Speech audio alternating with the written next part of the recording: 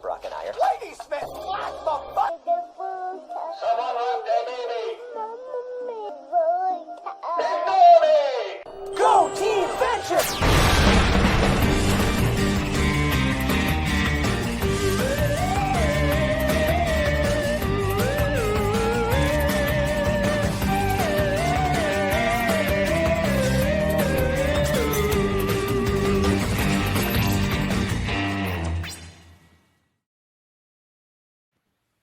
So hi, welcome to Binge Buddies, 9 Nights with Freddy. Me, your host, always Brian Dressel. With me, as always, is Matt, Zombie Dog, Hatchet, Dykes.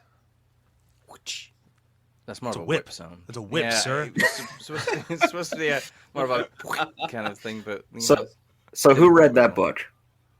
I read Hatchet, yeah. Okay, I remember it being a school required reading for me. Yeah. But I went to school in Iowa at that point, so it was not required reading, but I read it in grade 6 because I had to read a book, so I picked Hatchet, and everyone was able to just kind of tell me what happened. But I did read it. I also read Hatchet 2, and then I saw the movie, like Cry in the Wild, I think, like which is like an unofficial remake of it. I was very involved in that. And then I watched the remake of it in like the 2010s, Hatchet. It was way more violent. Like way more violent. No one, only Ryan. I didn't know that there was a Hatchet extended universe. Oh yeah, go just rent Hatchet. It stars Kane Hodder. You're gonna love it. Watch it with kids. Bring the kids. Victor Crowley, man. Okay. Where Is this one of those things where like there's two films called Frozen? Don't mix them up with the kids. Yes. Yep. Oh yeah. Or Jack Frost. Yeah. Oh yeah, I forgot about that. As well. What? No, nobody wants to see Shannon Elizabeth's shower scene with a rapey snowman. It's a movie. I mean, you had me at shower scene, you lost me at rapey snowman. Oh yeah. It's I'm real. just gonna I'm gonna leave it there. I'm just gonna leave it there. There is a part in that movie that makes me laugh ferociously every time. I'm just gonna spoil it for you now. There's a part at the end of the movie where he's trying to run away from the snowman. He's in like a motel and he's like knocking on doors, like, somebody let me in. I'm trying to get away from this thing. And he knocks on one door and you hear a goat go, meh, and somebody yell, "We're busy."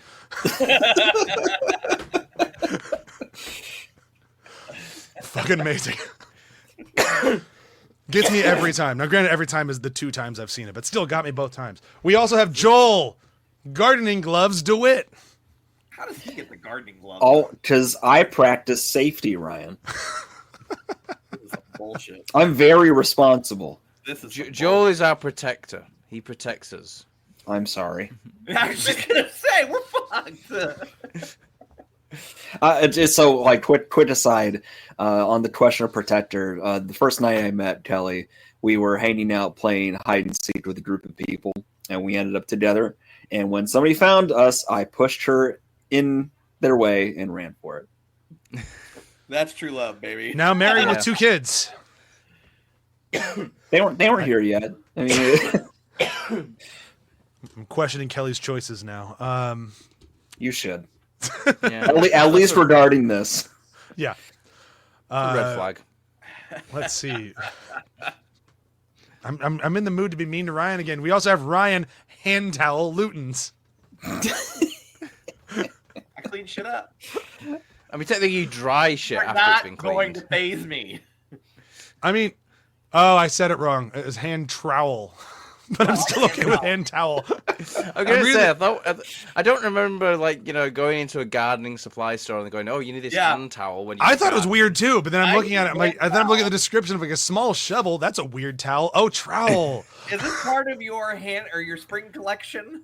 No, this is Google gardening tools. I'm running out of lists here. I don't think he got my joke. No, I didn't. But it's okay. Now I get it. Like Macy's spring collection. Okay, yeah, I get it. I don't buy nice things. So here we are. We're the last of the Wes Craven involved Nightmare on Elm Street movies. This one he actually wrote and directed. Bit of a weird one, divisive Nightmare movie, if you will. A lot of people love it. A lot of people don't love it. Very few people hate it. Kelly is one of those people. I don't hate it. I don't love it. I've now seen it twice. I don't think I'll see it a third time, but we'll kind of see where that goes. I'll get into why it immediately takes a few dings. We had a very long conversation in our chat about it. I'm not sure where everybody else lands on that. But Matt, what about you? Where'd you land on this? Middle of the road. Kind of like it's in terms of like a Nightmare on Elm Street film, it's up there, but as we've talked about on this series ad nauseum, they're not that great, these films. So it's kind of like, yeah, it's high up for a Nightmare on Elm Street film, but relatively speaking, it's very kind of like middle of the road average for me. Sure. Like, it tries to be really meta and cool and fun, and like some bits work, some bits don't. I think some of the acting is actually really good, though. Like, the kid who plays Dylan, I think he's Nico. really The good. creepy kid. Nico. Yeah. It's been the creepy kid for so long. It's way creepier in Pet Sematary. Yeah. I remember, like, the first film I saw him in was when he played the autistic kid in Mercury Rising Yes, another with good Bruce one. Willis. Wasn't that Haley Joel Osment? No, No, it was him. Alec Haley Joel Baldwin Osment. wanted him dead. No, okay. Haley Joel Osment is Sixth Sense with Bruce Willis. That makes more sense. Potatoes, potatoes. Joel, where I know we all know where your wife landed on this, but where did you land on it? It's a boring movie, and it's a worse Nightmare on Elm Street. It's the worst one. It's a worse Nightmare. Oh, on okay. Elm I'm like, Street. whoa. No. The big dissent is that it's way too long. That is my first note. When I saw the runtime, I went, "Why the fuck is this 2 hours?" I can see that. There's no justification for it. They linger on too many shots and scenes and moments way too long. And even with a better slate of actors, I don't think it can be carried. The weight's too heavy for it. I have a rebuttal, but I'll get to that. I don't care. I turned off this movie around the time that they took out Freddy. Like at that point, I was already. I've sat at this too long. It's past my bedtime. I really don't care. I mean, you lost like 30 seconds. Like the movie Yeah. just fucking ends. He's Okay. dead. Like, oh, we're gonna read the script together. Okay.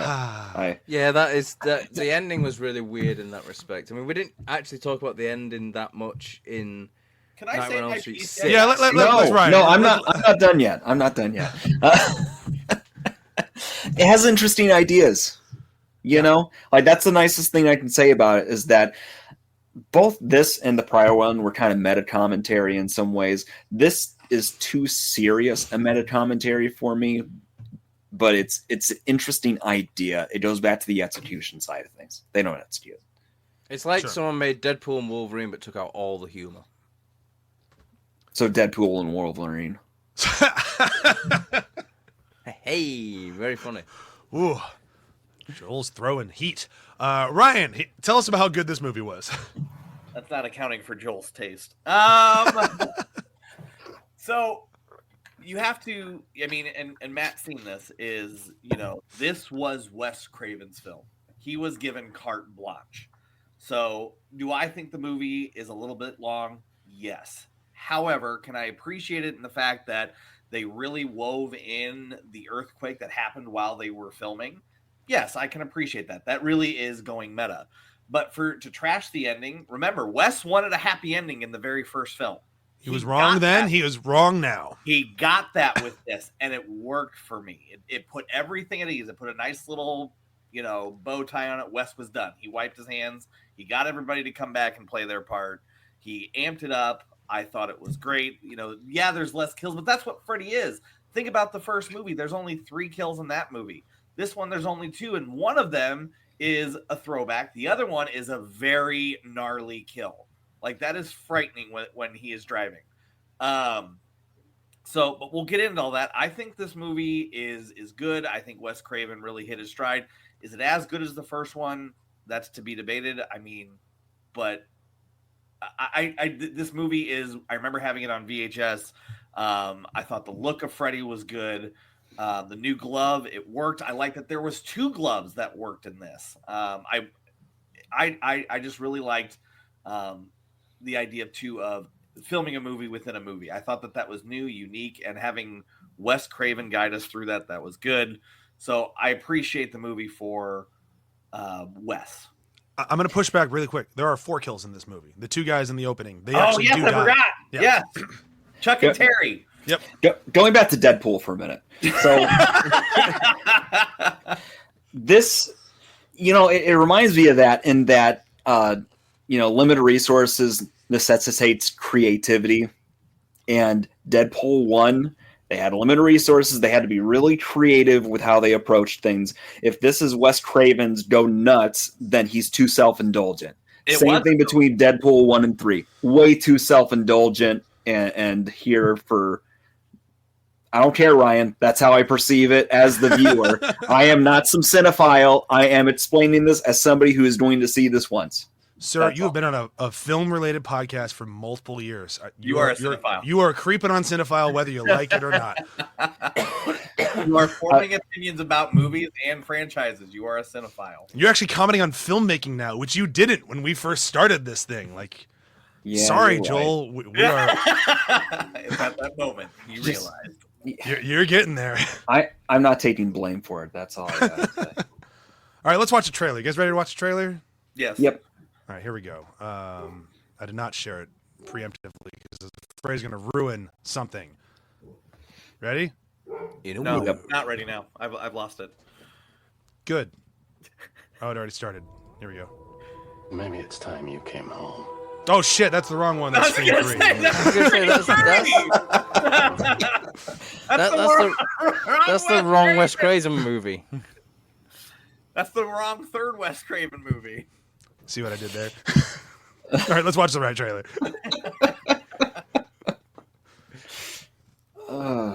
Was that intentional? It was 100% intentional. All of my notes are about how this is like just a prelude to Scream 3. He just remade this movie with Scream 3. He did. You legit here we go. look at that, you're like, yep. We'll watch the right one now. I've had them both primed since we recorded the last episode. I'm doing a film about my nightmares as I'm dreaming them. In order for the movie to continue, it was dependent on me having more nightmares. Well, fortunately, I did. Well, that was a very short trailer. Yeah. Come on. Thank you, Internet. I'm a little frightened by what Wes may have tapped into. I frankly felt that Was it this the over actual trailer for when this? we did the final nightmare. This is terrible. In a town where there we go. movies go over Reminds me of the trailer of The Abyss. and directors Like the go first over 30 seconds of it budget. is just saying, this was really difficult to shoot. Or evil is out of control.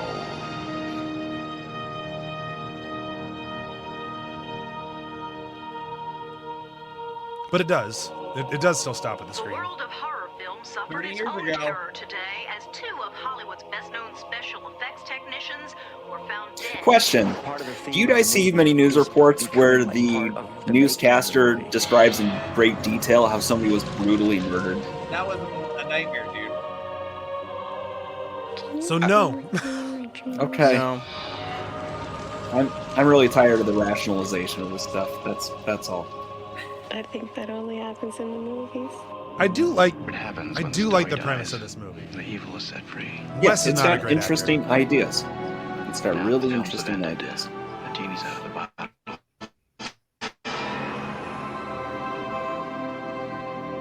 That's what the nightmares are telling me. God, even this trailer's too This long. is still a script we're talking about, right, Wes? This is a trailer, right? This is not just someone just, The only way to stop him is to make another know, movie. summarizing the It is entire the whole film. thing. It's getting off close. You're gonna have to make a choice. Also makes it look like Wes Craven's in it Whether or way not more you're than he willing to is. play Nancy. Yeah. One last That's like the one scene he's in. Yeah, and it's like 50% of the trailer is that scene. There he is again. Isn't there somebody who can stop him? That person's you. Who I mean? It was you that gave Nancy her strength. The Get it, creepy Wes, kid. you're in the Uh-huh. film.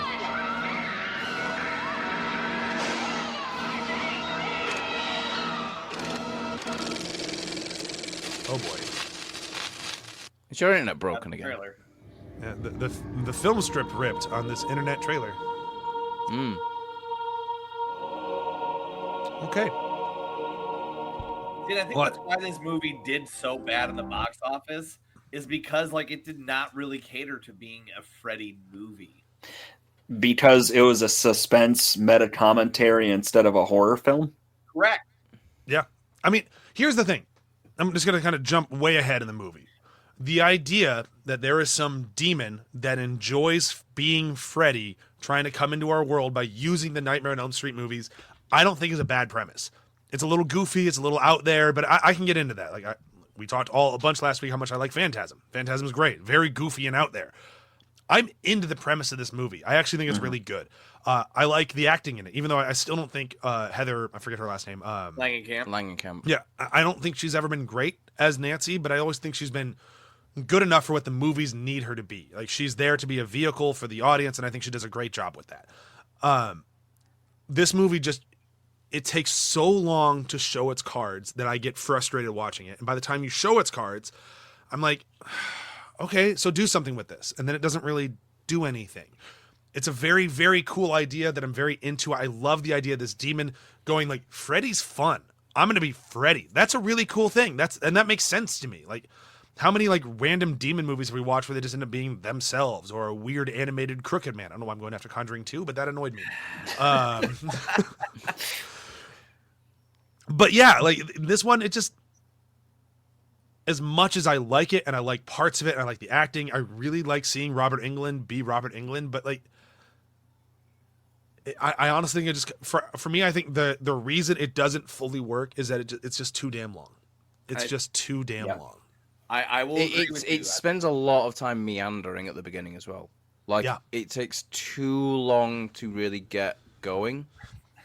Like, the whole first act, I think, is just like, you could take out a lot of that and it wouldn't really make much of a difference.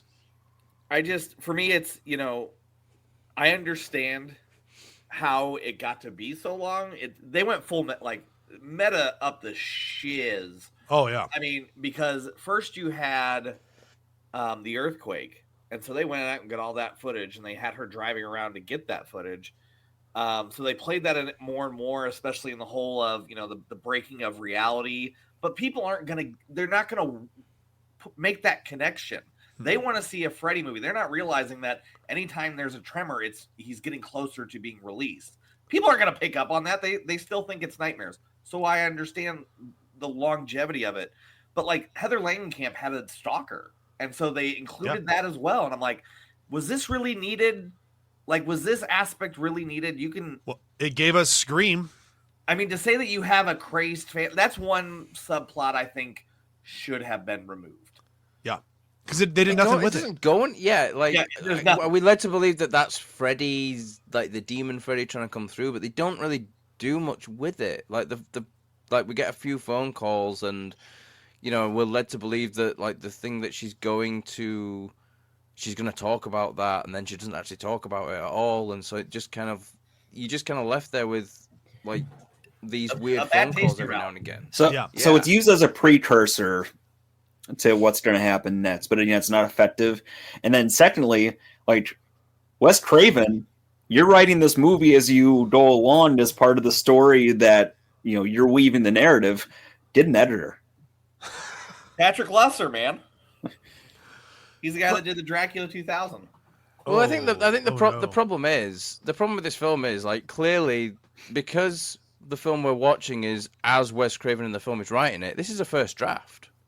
Like, do you blame Wes Craven or Wes Craven? Yes. I blame Wes Craven, because Wes Craven, not Wes Craven, Wes Craven, only wrote a first draft, and first drafts are never that good. I'm broken right now. Welcome to the club. That broke me. Yeah, that broke me. I'm done. I'm gonna go make some beef chili. That dot over the eye. This broke me. So Wes Craven is never also Tuesday. Because he is a great director, but then he also directed this. So, and like, this isn't bad. Like, I need to stress it, like, especially like we're taking shots at it, but I also think that's partially due to the fact that like this franchise has beaten down us poor binge buddies, I think, more than most franchises that we've watched. I do feel kind of bad for like people who really love this franchise coming and listening to this, and we're just beating the hell out of it. But I think there's a lot of nostalgia attached to Freddy. Like, if you saw him at a certain age when he was that pop culture icon in the 80s, there's going to be a lot of nostalgia attached to that. Like, coming into it without that attached and looking at these films objectively, they're just, on a whole, not very good films. But here, like, the reason people like these movies, as far as I can tell, is largely to do with Freddy. Freddy is an engaging character. Robert Englund, man. And he's so good. And I love seeing him in this movie particular because you get to hear his actual voice. And just having those few scenes with him and Heather, and you just see him being a normal dude. Sure, he's kind of a creepy dude because he's played a guy who's like, oh, what's wrong with a few beheadings? Like, he's still a guy who's been in a bunch of horror movies, but he seems like a normal, nice person. It shows how insanely good his range is, that guy is also Freddy. You know, Like, the scene where she's at the talk show and then all of a sudden there's a whole crowd of Freddys hanging around, and him sort of hamming it up, being playing Freddy. He does a very good job of being distinguished between. Does he that quote and part actual 2 in that scene? Is that the only movie where he says "You're all my children now"? Is Yes. that Yes. So it's weird that he comes out and quotes 2, one that Wes didn't direct. Like, right. But sure, why not?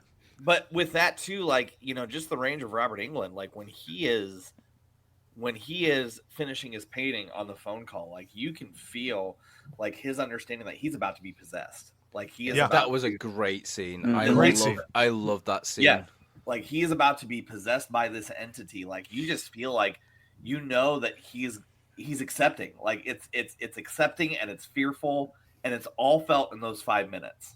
Yeah. No, like and this is where like I refuse to say this is like a bad movie, and I mostly agree with Ryan more so than Joel on it just being meh. Like, well, I guess Matt said meh, Joel said bad. For me, I think it is a really good film, but it does need like 20 minutes cutting out of it. Yeah, and And because of that, it takes too long to get to certain places, and then it brings it down quite a bit because it does feel very kind of like a bit of a slog. Matt, There's also very little Freddy in it. Like, yeah, it gets its feet moving, and then we get the funeral scene. Funeral scene's great. Freddy. We get the feet moving, and then we kind of stumble a little bit. We get some more. We're trying to get into dive into the story. We stumble a little bit, and then boom, we have the end. But it's just one of those things where I can understand. That would be my biggest complaint. But to me, that's potato. That's small potatoes in my opinion, because this is still a good nightmare movie. If you literally look at anybody's top 3, you can almost for certain say 1, 3, and 7 are in it. Almost. Yeah, and I would argue if this isn't in my top 3, it'll be in my top 4. Like it would definitely be at least there. Like it's not a bad movie. It's just it's way too long. I'm literally the same. Like I'm sort of like at the moment I'm kind of thinking this is either top 3 or top 4. Yeah, can we talk real quick about the funeral scene and how Johnny Depp has gone on record saying, "Hey, if Wes would have invited me, I would have been there," but Wes was too scared to ask Johnny Depp because Johnny Depp was a star. They should have called him. Like that scene could have used Johnny Depp. But like that funeral scene is good. Like, and that one actually, it's the first time since I'd want to say part 3 where it actually felt like a dream nightmare.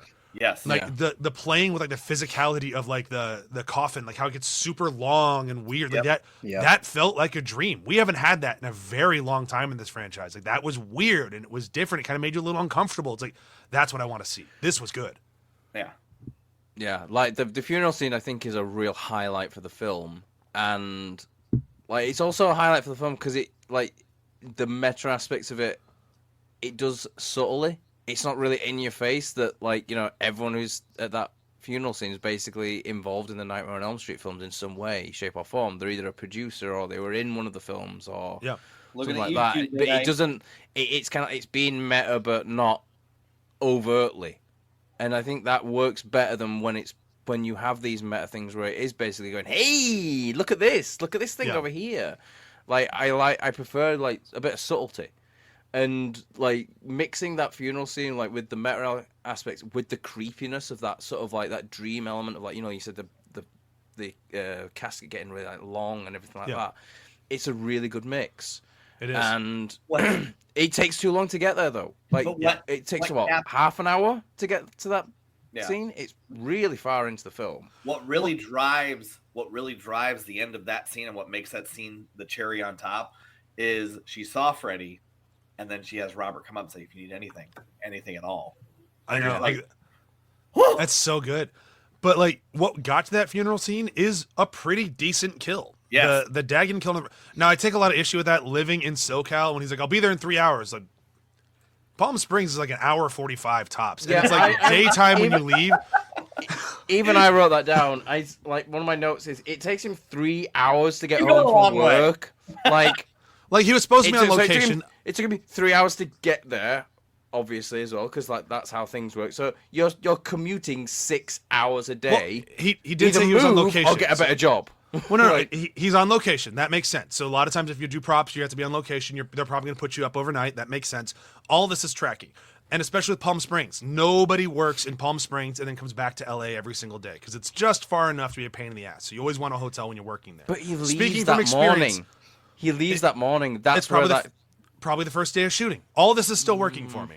The problem is, all right, I'll be back in 3 hours. No. Palm Springs is an hour 45. If there's traffic, maybe 2.5. It's daytime when he leaves, and then he's falling asleep at the wheel on the way home. Like, nope. This is too much. I know the geography too well. I've made that drive too many times to go visit my wife when she was on set in Palm Springs. I call bullshit.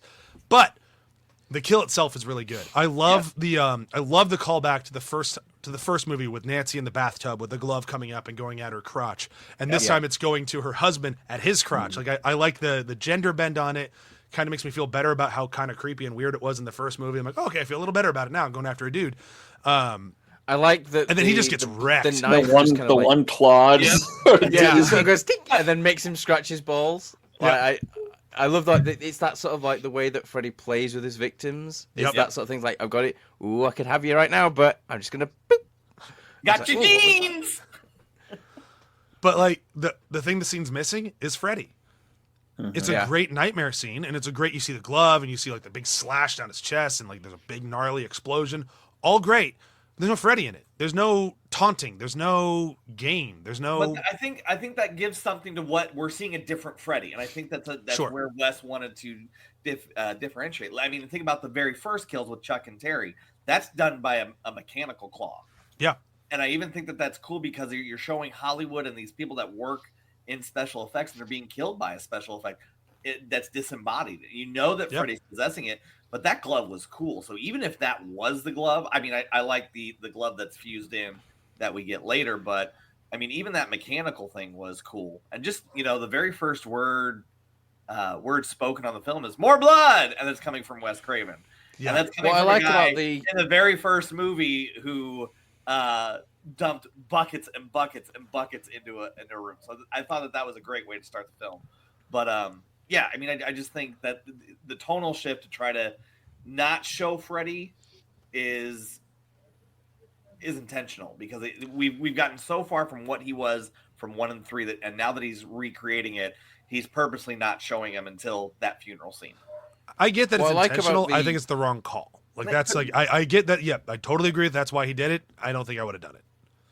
What I like about the opening sequence as well, like with as I wrote in my notes, the Freddy Terminator hand. You also have a guy in there, like who plays one of the special effects people, is an actual special effects guy, Matt Winston, who is Stan Winston's son as well. Like, so you have this Terminator style hand.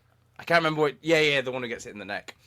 So you have this Terminator style Freddy Krueger hand, and one of the effects people who's working on that in the film is the son of the guy who created that's really the cool. Terminator like mechanical stuff. And I love the way that they did that. And it's that sort of subtle meta commentary. Like, if you know who that person is, that can't be a coincidence. That this hand looks so much like the Terminator hand as well. Yeah. Terminator hand that does like a little thing walk and. Yeah, and those are the kind of meta aspects that I really like, and it works well because it's subtle, and I think like meta is such a difficult thing to get right, a balance wise. Like if you go too far with it, you just end up pissing off the audience. Like, yeah, we get it, we get the joke, move on, please. But with this one, it kind of like it has these subtle elements, but then it has these not so subtle elements, and then not so subtle elements are things that really kind of don't work really well for me. Like, I don't mind the scene where Nancy goes and talks to Wes, and then like we get the sort of I think it's really good the way that the scene cuts to the computer and you see that everything. I love that. That's one of my favorite moments in the movie. I think that's great. I really like that. But what I don't like is the conversation itself just feels very not organic. Yeah, it doesn't feel. It feels scripted. But I see what you did there. But I think it's supposed to a degree. But I also like I like it. I don't like it. Like if they had a better actor, if they had somebody playing Wes, which I get, they're not going to do. That's where he's too monotone throughout the entire thing. Like I want to see this, like that inner turmoil of like I can't believe I'm saying this. Like you're saying the things I'm saying. I just wrote this half an hour ago. I can't believe this happened. I want to see that on his face. Yeah. Wes is not an actor. He can't pull that off. It's just like it's. No offense to Wes, but the words are coming out of a blank slate. Like, you can hear the dialogue, but there's just nothing there. It's like it's just very kind of like stoic of like I'm going to say these words. There's no quote unquote acting there. You need to feel like the character is being pulled in that direction and being compelled to write this stuff against his will. Yeah. And I didn't get that sense. I think Bill's right. It would have been a little bit more deeper if we would have caught that. Yeah. Which I get, like, and again, I can understand Wes's decisions to put himself in it because if everyone else can be playing themselves, it only makes sense for him to play himself too. Sure. I still don't. He's not that good of an actor. It's like whenever Kevin Smith starts talking in one of his movies, it's like, oh no. Like, you were fine, Silent Bob. But shit, we have Die Hard coming up. God damn it, Kevin Smith. Yeah, he's not in one of the Die Hard films. He's in one of the ones that it has. We have to watch them all, Matt. It's gonna happen. I know we have to. But I will talk about that in more detail. I'm kind of looking forward to it, to be fair, because I have thoughts. Anyway, going back to like what we're saying, like we have all these people that playing themselves. Like did we have to have them play themselves? I don't know. Like I would have been fine with just Heather and Robert. I think I would have been good. But then again, having her dad back was good too. Yeah, like that's fine. Because he's an actor. My point is like, do we need Bob Shea playing Bob Shea? Do we need Bob Shea's been in so many of these fucking movies already? Yeah, but how many people actually know that is Bob Shea? Like, how many people at this point, especially like when like you didn't have the internet, you couldn't look up what these people look like. You could have just it's the bus guy from Freddy 6. Exactly. Like my favorite character. No, I don't disagree with that. Like I'm not. Was it the right call? I don't know. I understand the call. I'm not sure if I agree with the call. But there are other things in this movie that are legitimately creepy that I enjoy. Like the creepy kid. I'm going to keep calling the creepy kid because that's what I've always thought of him as since I saw Pet Sematary when I was a kid. But like when he starts singing the song and she asks him like, where did you hear that song? I love that sequence of like, I heard it under my bed, under my covers. Like that was a good creepy moment. And I really like this impending doom that Freddy is getting closer. I think the movie does a good job with it about halfway in. The first half, I think it's kind of but then as it goes on, and then once the movie finally clicks into gear, it turns into something I'm really enjoying. I love the idea of the main star of a horror movie being terrified of the make-believe villain from said horror movie, and everyone being like, holy shit, are you okay? Like, I feel like you've lost a step. Like, you might not be well. That doctor, man. Oh, she's way overstepped. She's horrible. But the idea that, like, like, throwing one out there. If Drew Barrymore is like, there's a guy in a Scream mask who keeps stalking me, people are like, are you okay? Are you sure you're okay? Or if, like, Jamie Lee Curtis, like, Michael Myers is coming to get me. Like, sure he is. Like, yeah, only because he wants you to be in Austin Powers 4, Jamie. Calm down. But, like, there is something that is very engaging about that. Like, there's no way in hell anyone is ever going to believe Heather that Freddy is coming, because why would they? That's a very good, like, she's going to go nuts. Very good tee up. They don't do a ton with it, unfortunately. Yeah, what I like about that as well is the way the film constructs that. Her husband's just died, traumatic event. Like, you could easily see that as, you know, the people in this film going like, okay, well, so she's had a traumatic incident. Again, they didn't do anything with the stalker thing. They could have like worked that in as well. Like, someone's been stalking her. Her husband's just died. She's having a bit of a mental break. Like, you know, let's step in to protect the child. But there isn't really any of that in there. It's just kind of like, oh, you think that Freddy's coming to get you. Oh, you crazy lady. We're going to just, inject your child with sleeping things. They should have shifted the focus to that as opposed to the stalker. Like, have it be more stakes. Like, you are losing your mind. We are going to have to take your child away. And then it's more of a fight, because that's what that's literally what Wes said he was going to do. He's going to use Dylan as a way to separate, so that way he can enter the world, because he's going to defeat her. So a missed opportunity. So there's another thing that I don't. Okay. Yeah. Oh, last week I mentioned the clay pots. Well, the clay pots were in this movie, by the way. They weren't last week. It was this movie, because I have a note like how many clay pots got broken in this movie. I just found it in my notes. Yeah. Okay. That I see, because like there's a lot. Anytime something crashed, it was a clay pot. Yep. 500 clay pots. A lot. Yeah. Can I just say as well, because I need to say this before we get to the end of the episode, and I totally forget. Who knew that Rex the stuffed dinosaur was going to be such an important character in this film? Like a stuffed dinosaur called Rex, and that is a great sort of like kids naming of a toy dinosaur. But how important is that dinosaur in this film? Like, seriously. I feel like we got robbed by never seeing him in the dream world. I know, right? That would have been so cool to see Rex coming to save him.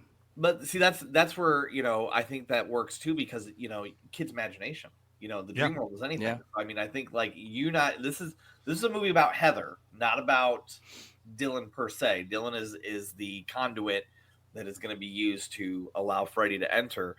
So to have his own defense when Heather does not, I thought that was very smart. But I want to go back to what we were talking about, Miko Hughes. This movie doesn't have to go as deep as it tries, but there's one scene that really strikes a chord, especially with grief, and that's when he's trying to reach to God. That, I mean, even John, that the conversation that's happening between Heather and John about mental illness, and then that kid climbing to go try to reach God so he can join his father. I mean, that is all so well done. So well done. I just thought that was very. It didn't have to be in the movie, but it was in the movie, and it doesn't add to anything, but it also adds a layer of character development for Heather Langenkamp. I like the scene. I don't think it fits in a Nightmare on Elm Street film, though. Well, that's just what I was saying. I think that it's not. It was deep. It could have been used better. You get a little bit of character development from Heather Langenkamp. That's it. No, I'm not saying like you're wrong or anything like that. I'm not. What I'm saying though is that like I agree with you. I think it's a fantastic scene.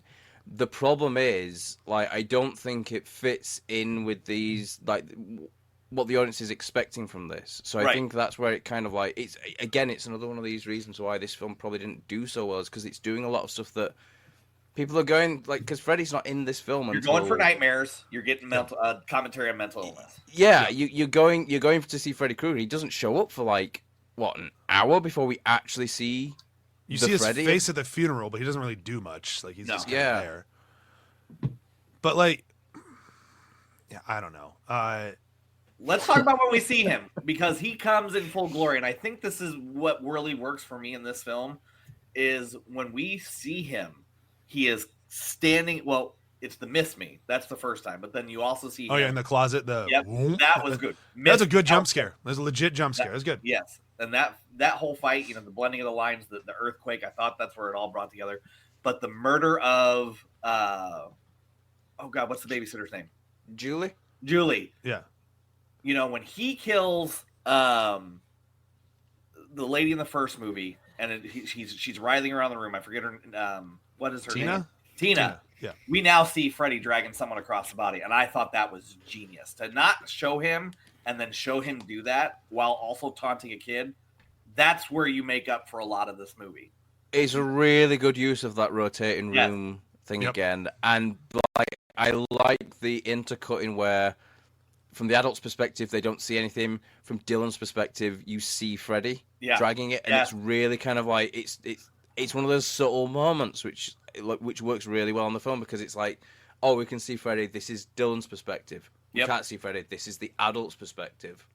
100%. I really liked how they did that, and it's a very cool death scene, and it's a nice callback to the original one. And what I like as well is the use of the rotating room, but it's way more brightly lit this time. Yeah. Like the rotating room in the first one, very dark, very dim.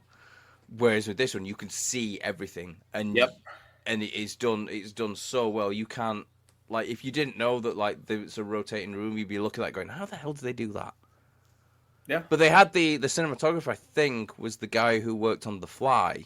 Yes. And they did the same thing in The Fly with like when he's crawling around, where Jeff Goldblum's crawling around the apartment thing. That was a rotating room. So I think he brought his expertise from that film onto that sequence, which is why I think it works so well. I need to rewatch The Fly. I haven't seen that in a while. It's such a good movie. It's a great film. Gross. That's why I don't really go back to it that often. That's true for most Cronenberg, though. Joel, you haven't said anything in a while. Is it because we're being too nice to the movie? No, I just don't have much to add to this conversation. like how do you all feel about the new look for Freddy? I like it. I'm. It depends on the scene. Like, because I like it in the terms of it's not Freddy. It's a guy trying to be Freddy. Yeah. Sure. I like that. But it felt more like a mask than makeup this time, and that kind of bothered me a little bit. But that's a product of the time. It's just not aging very well. It is more prosthetics, especially with the hand. You can tell the hand is all. But like to me, it works in some from when you have the makeup in 5 and 6 that are just so rough, and you get this new take. It works. I think it works when the lighting is low. Yes, I think when it's brighter. In his domain, it's great when you can't see it. Well, it's not that you can't see it. It's more like because they put in the hospital scene, they put too much light on it. So in that scene, it does just look like a mask because they're basically key light in the damn thing. Like it's so bright, and it's like when you're playing an old horror movie. It looks faded. You know, it's not like rich in color, but when the lights are on, it's very like skin tone. It looks like it doesn't look like burns as well. It looks kind of like someone just got like Robert Englund's face and just stretched it to the point where it's just started to tear. It's like Ivan Ooze from the Mighty Morphin Power Rangers movie. You're right. I've been avoiding making that reference this entire series because I've just been wanting so bad. Teenagers, like it's been right there the whole time. I mean, he did a friggin' Splinter line at the end of the last one where he goes, kids, and then blows up. Yeah. All right, so we're kind of nearing the end of this thing, and I'd say the ending. This movie really gets better as it goes along, which is fine, but a problem when it's too long because then there's been start later. But where this movie for me really clicks in is the scene with John Saxon and Heather when they both start slipping into their characters from the original movie. That is done so well that you don't even really catch it right away. But knowing it was coming this time, I was ready for it, and it's like it's so sly, but they do it that one line, the same thing they did in the first movie. Like Freddy Krueger did it, yeah, sure, and it's like something's off. Something's off. Why are you calling me Nancy, John? And it's like, why are you calling me John? Oh man, like I love the subtleness of it as well because it's like the costume change. Yeah, as well, like, but because he's like they're having the conversation, you're like, wait a minute, he just called her Nancy, and he's still wearing the John Saxon outfit. It cuts to Nancy. He's like, why are you calling me Nancy, John? Cuts back to him. He's in the police Lieutenant officer, the police officer costume. Then, he's like, but he's still standing in front of John's car at that point. Yeah, and then they cut back, and then it's a police car. And then it's police car. It's so well done. It's and that then is when the she subtleness that I'm saying, like, you know, when it's subtle, it works so much better So than when it's well. in your face. Yeah. Because And that then is they brilliant. show her running towards the house. It's the original house. It's just the big smack in your face of like, okay, here we go. Like now we're heading somewhere. Like that to me is that sequence right there is why I can never say this is a bad movie. I if I were to rewatch this, I probably won't. That's the sequence I'm going for. It is so good. Unfortunately, none of the kills. But after that, now we're getting into the is she ready to play Nancy one more time? How do you guys feel about that whole plot sequence? I'm kind of I don't. But for me, it doesn't work. Like, oh, you got to play Nancy one more time. Like, at what point did Heather why does Heather Langenkamp not just go? But I died in 3. Like, it's just like no. There's no. It doesn't become like a plot point of how that would work in the script that he's writing as well. It just I don't know. Like, unless it's a direct sequel to 1. But they mentioned 3. I know. And they quote too. Like, I know. I'm just trying to defend it. Well, you're doing a bad job, Ryan. I will, as much as I like making Ryan feel bad, he's been doing a pretty good job. He's actually kind of swaying me on this one. I mean, credit where like, credit's due, damn it. Ryan's been doing a lot more work on all of these films than the actual creators of them did. So, which I feel bad because even Ryan's being very admitted it's not his favorite franchise. Right. Someone's got to defend it. With her, I think for me, when she's finally ready to accept playing Heather is when she realizes that being Heather is essentially her role. And then when her role is also as a mother. And so when we start doing Hansel and Gretel, I don't necessarily like the whole Hansel and Gretel thing. It works. It's a fun play. But when she starts taking the pills is where she's starting to accept it. And as she is, you can tell she's taking these medicines and she's just hoping when she closes her eyes, I'm like, that's a bit much. But then when I start to think about it, I'm like, no, she's really trying to ease herself into sleep so she can join her son. Yeah. So I thought that's where she made her choice. It was the choice of a mother. And to accept it, that this is Nancy as a mother makes it even better. So, yeah.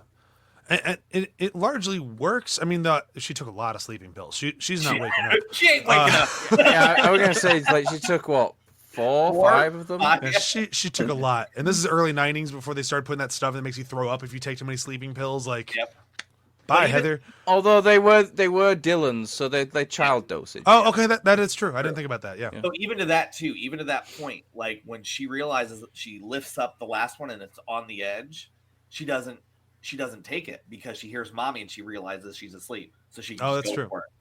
So I like the use as well. Like she goes under the covers and like we've had that earlier on in the film where it's like Rex is at the bottom, he's protecting me because below there is where the bat.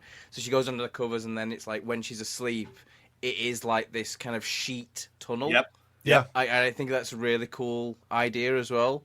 And then she's like she goes sliding down and slides out of the Freddy face. Yep. And it's kind of like into falling his world. into hell. I thought that was great. Like it was almost purgatory. Like the 7 deadly sins are there. And what I really like too, when the fight actually starts, is like he throws her up against the sign that says lust, and he's like that's when he gets really close. Like that, they're teetering with that relationship that they've always had, and I thought that was a brilliant choice. But it goes right back to the first film. It's like I'm your boyfriend now. Yep. Nancy. Oh yeah. Like that sort of like that weird the tongue phone thing. It's like, weird so much. It's weird that this demon's such a big fan of a movie franchise, but I guess we can just leave that where it is. Don't touch it. It's weird that he's a fan of this one because as we discussed as well, there's better ones out. He should be the tall man. He'd have a lot more fun with that. Holy crap, that would be amazing. Like. But here, since we're here, and it does not really come up throughout Freddy vs. Jason. Fucking nothing does. Or the remake. I feel like this is a good point to bring it up. Something that's kind of bothered me throughout the entire franchise, even the ones that I like. This entire franchise has been very, I'd say, hesitant to really put its feet in the religious horror camp. It has flirted with it a lot, but never actually goes full tilt. I'm not sure if that'd make it better or worse, but the idea, like the constant, like the teasing, if you will, has kind of frustrated me throughout the entire thing. Because even in the nursery rhyme, 5, 6, grab your crucifix. Like it's there. It is there throughout all of it. Mm-hmm. But they don't really ever do anything with it other than just iconography and lip service. And it's like, I get that. I understand it to a point, because if you make it too religious, you're going to ostracize a big chunk of the audience who do not like religious horror, which is fine. I get that too.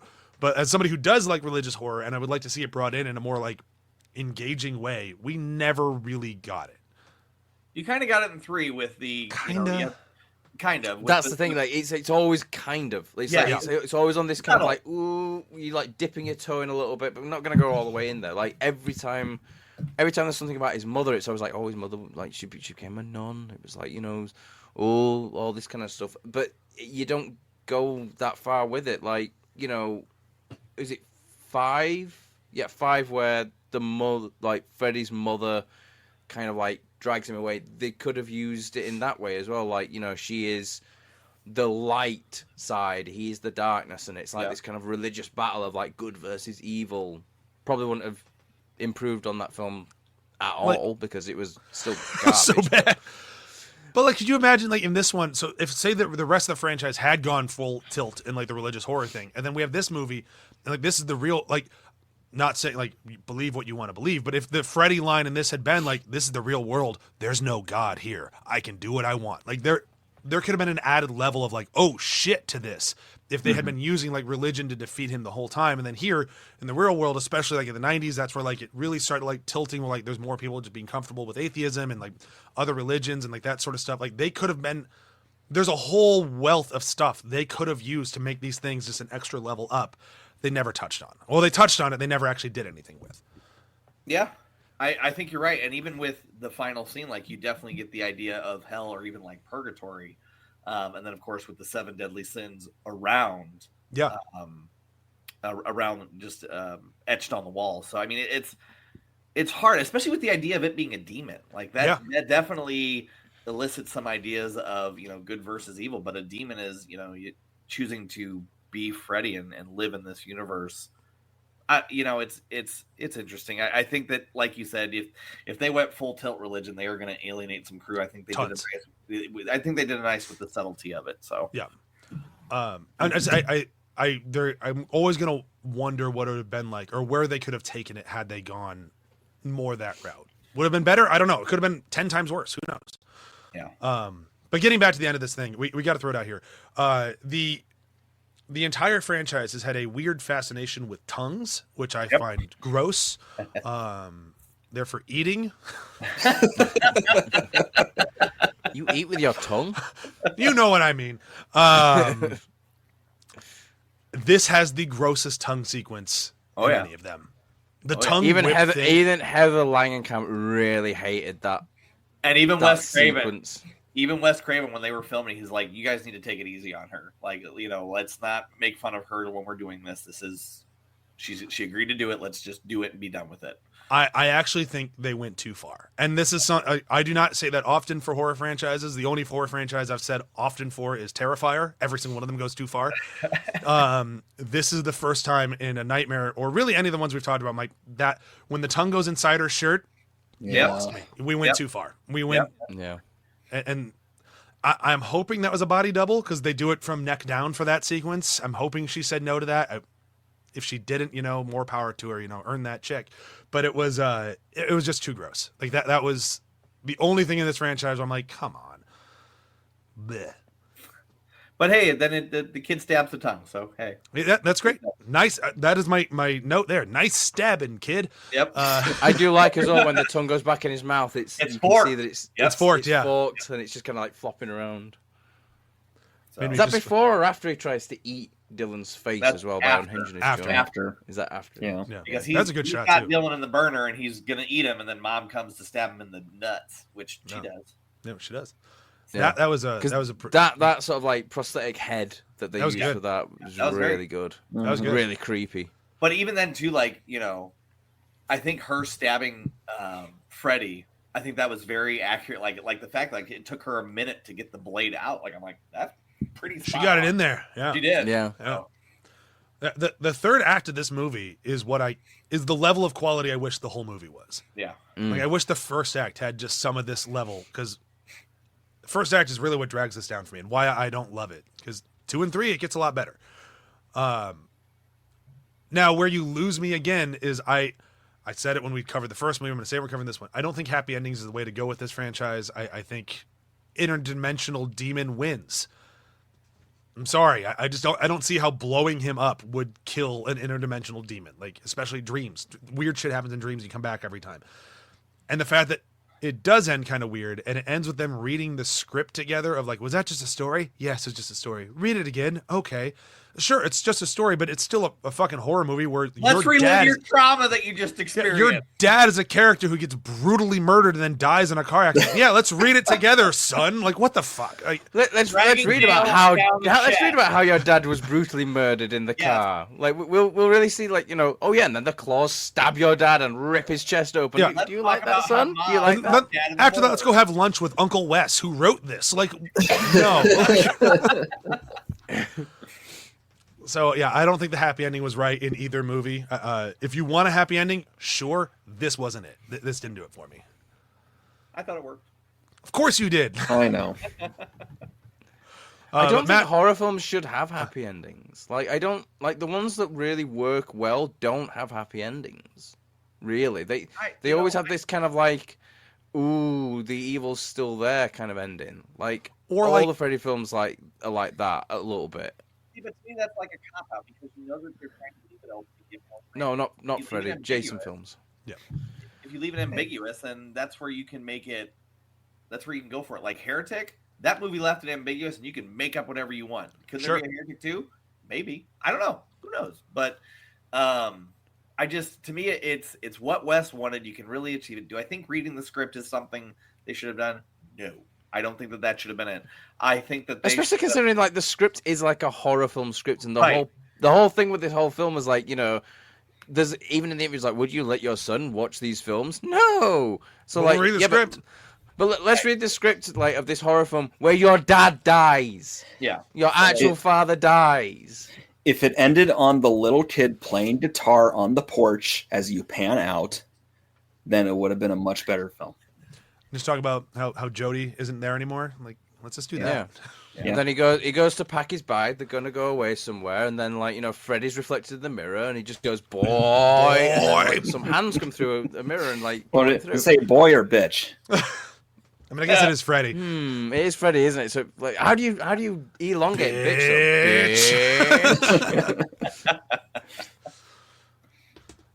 Can we just talk real quick about the Phantasm? Yes, we can. You played a good game, boy. This soundtrack. But the game is over. This soundtrack, I mean, every aspect of the music in this movie is great. J. Peter Robinson really nails the score. I have 2 notes in here. This music is intense. Like, if I'm calling out music, I mean, that usually is a bad sign that I've stopped paying attention to a movie. But no, it was good. It was that good that I'm like, this works. Yeah. It's a good score. I would actually, I've been trying to, I have a pretty big record collection because, you know, I'm a millennial and a nerd. That's what we do. Yeah. I've started collecting horror movie scores because I find them interesting. I don't really find them that great to listen to, but I have like a couple Friday the 13th. I have a Halloween. I would get this one. I would buy this score. It's a good one. Yeah. I have Friday the 13th 7, not a good score. I've listened to it quite a few times. I love that movie. Listen to the score. It's 2 discs. Like, so that's like 2 flips you have to do to listen to this entire thing. It's basically the same song the whole way through. Yeah, is it just like a little like? Duh, yep. duh, yeah. Pretty much. But the record it came in is gorgeous. It's got a good splatter effect on it. It's got a whole bunch of artwork with it. It was totally worth the money, but yeah, I don't listen to it that often. But this one I would. I will keep an eye out for this one. If I find it, I will pick it up. This is a good score. I think we've covered everything. Are we ready for quotes and kills, which we actually will have this week? Yeah. Yeah. I went first last week. That means it's Matt's turn this week. So my quote is, it's Dylan in the hospital. Rex! Fuck me. My voice then. I do not remember him saying Rex, fuck me. That would have been a very different We have gone off the rails, Wes. It just, like, for me, it spoke to, like, how, like, throughout the whole film, I'm just like, I did not expect that there would be so much time dedicated to this stuffed dinosaur. And then the fact that he screams out for Rex, not his mum, it made me laugh. Like, I just thought it was so his mom good. keeps So forgetting Rex everywhere. I'm calling for Rex too. His mom's forgetful as fuck. I'm going to take someone I can trust. That is true. And then my kill is Julie, because the use of the rotating room in the hospital was really cool. Like, you know, that kind of like callback, but also updating Showing it, and then having like that, like I said before, like the cut in between, like, you know, whose perspective we're looking at. Is it the adults or Dylan's? Because, like, you know, in Dylan's perspective, you see Freddy. In the adult's perspective, Julie's just going up the wall on her own. It's really, really well done. It's very similar. If you guys haven't seen it, don't. It's not a very good movie, but in Argyle, they have like sequences where you're watching Sam Rockwell fight somebody, and then when it's through Bryce Dallas Howard's eyes, you're watching Henry Cavill fight the same person. So it's like, oh, this is kind of a cool. And they do it throughout the entire movie, and it gets really, really, really annoying. Not a good movie. Don't watch it. But those sequences are cool. Yeah. Don't watch it. It sucked. And then the end credits, they turn out that it's part of the Kingsman universe for some fucking reason. I really don't like Argyle. I shouldn't have brought it up. Joel, what's your quote? I think they'd like to see us together again. In what? A romantic comedy? Just because it's a love story doesn't mean it can't have a decapitation or two. Good line. It's just solid. Oh, Robert. My kill, poor Rex. I was going to say Rex. Rex didn't deserve. I mean, honestly, the thing that's great about that is it is that sort of oh no moment. Yep. His protector's gone. Yep. He's all alone. Now I have to jump in and save him. So yeah, it like works well. that's what's like so surprising for me is the fact that this stuffed dinosaur is such an important plot point in this film. Like, never would have guessed that in a million years. And this is 94, right? So this would be the year after Jurassic Park. Where the fuck is my dinosaur? We know we can do it. Yeah. Give me my dinosaur in the third act. Yeah, we could. That could have been the happy ending. Rex comes in to save the day, and he's fine. You just get like a T-Rex thumbs up, like we did it. Like, well, you mean like the end of Jurassic World? I just watched that with my son last night. The ending of that movie is such. You can't hear me, right? It's so bad. Like I was expecting the T-Rex to give a thumbs up at the end of that film, and then oh no, that was the best call for like like the opening of Predator with Arnold and why am I forgetting his name? Carl Weathers. Carl Weathers with like the arm thing. Yeah. This should have been that with the raptor and the T-Rex. It's like we did it. We saved Rex, you son of a bitch. Son of a bitch. Yeah, that's what we needed in that moment. I like how both me and Joel went to the exact same place there as well. That was. I just like that I found out we're all big Predator fans. That's pretty great. We will do that franchise at some point, like we said, with Alien and Predator. It's not next, and it's not next, but it will come up at some point. Mm-hmm. Might be next. It might be. Who knows? But we do have next plan, which we never do. So I'm proud of us right now. Ryan, what's your quote and kill? My quote is, "Pick a pet for the Rugrat, bitch." I just thought that was great. That was very much a Freddy thing. That was with the pit of snakes, Yep. right? Yeah. Okay. And then, I like how she grabs one and like shoves it in his eye as well. Yeah. Fuck you. That was perfect. Apparently, Heather Langenkamp really enjoyed saying that line as well. She was like, "Finally get to say it to Freddy." Yep. She finally gets to swear. So, and then my kill is Chase. I just think that was very graphic. I thought it was a lot. It was a lot. And I remember too. And I'm glad we can talk about this. I say this for Chase. The movie was so violent that when it got to DVD and Blu-ray, they had to cut stuff out. So I remember the VHS being a lot more visceral. You actually see the nails going down way more. That's how many times I've seen this movie on VHS. Is it like you would see the nails drag down his chest, and then they had to edit it out when he's coming out into our world and he is in the shadows, and then you see just the hand. Like, they had to tone down that because it elicited such fear. So, but the Chase kill, I thought that was brutal. I thought it was, a great use of gore, and Chase. It's a good one. I'll say my kills first, just because everyone else is taking the other ones, and I actually think they're pretty good, so I don't want you to lose them. It's the two VFX guys in the beginning of the movie. Those Chuck are and Terry? Yeah, those are good opening movie kills. Like, nice, juicy, things in the neck. That's good stuff. I like it. My quote, since my voice is starting to go after recording 2 podcasts back to back, I'm not going to read the whole thing, but it was the entire conversation between John Saxon and Heather Langenkamp of when they shift into it. I'll read the last line of it. Nancy, Freddy's dead. Don't start losing it like your mother did. I love you, sweetheart. Don't forget that. And just Heather, I love you too, Daddy. Just that slow reveal, and then we just start quoting the first movie again. Yeah. So good. Yeah. That's probably the best scene in the film, I think. Genuinely fantastic. Just the construction of the scene as the way it's shot, the way it's edited, it's so good, and it's so subtle the way that it does it. Something changes between each cut, and it. And I don't really more of that would have made this film better. I'm not a huge like John Saxon fan. Like I think he's a great actor, but like he doesn't like he's not a reason I've ever watched a movie. But you can tell how good he is just from that sequence. Like his subtle change from playing himself to playing the character is just done so insanely well. And like I've seen movies with like I've seen Enter the Dragon. I've seen him around. Like he was a cool dude. Is he still alive? He passed away, right? I think so. Yeah. He died in 2020. But he was great in Enter the Dragon though. Like he was. What a great film that is. We should do the Bruce Lee films, like all 4 of them. Is it really that few? There's 4 or 5, yeah. Because Enter the Dragon was his first kind of like Hollywood film, and then like he died during Game of Death. That's right. Yeah. John Saxon is great in that movie, though. But that's like I know him from Nightmare and Enter the Dragon. That's about it. Yeah. Bruce Lee, man. He was in Beverly Hills Cop 3. I don't think I've ever seen Part 3. Don't. And I'm fine with that. Yeah, I will send you a screenshot of my review of 3, and it will explain why you should not watch 3. Fair.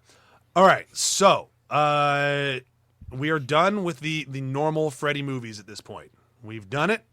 We've enjoyed some-ish. We've seen them all. I'll give them that much.